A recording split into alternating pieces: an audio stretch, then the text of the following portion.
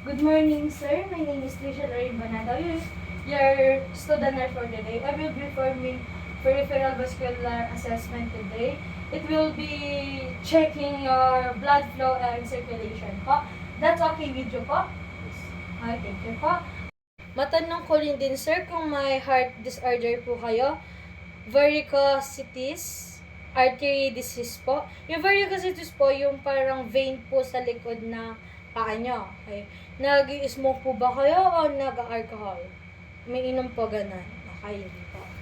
Okay, thank you po. Before we start, what language do you must prefer po? Tagalog. Tagalog. Okay, thank you po. Bago po tayo mag-umpisa, mag-hand hygiene muna po ako. Hygiene. Okay, thank you. That's with you po. Okay, thank you po.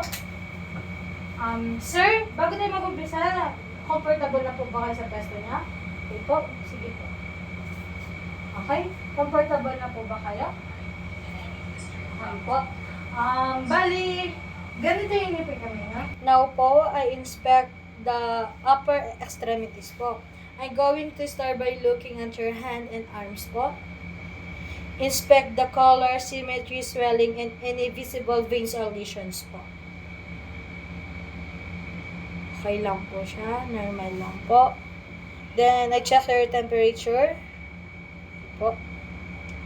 Your arms look symmetrical po with no swelling or discoloration. That's good po. Now, I'm going to check yung fingernails nyo po. I-check natin. Ipapress ko lang po siya. Ayan. Thank you po. It's normal din po. Normal lang po siya. And i-check din natin yung pulses nyo po.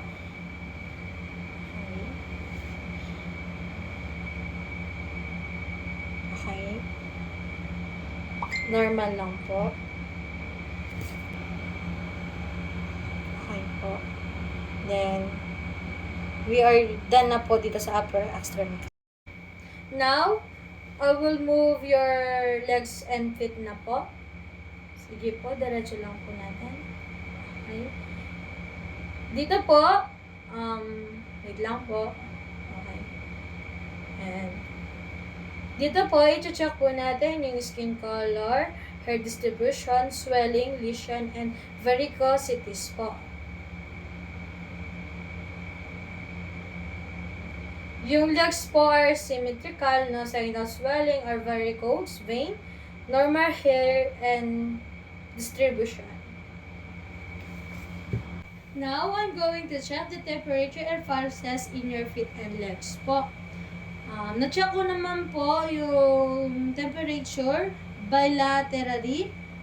Palpate po natin yung femoral and popliteal, posterior tibial and dorsalis pedis pulses.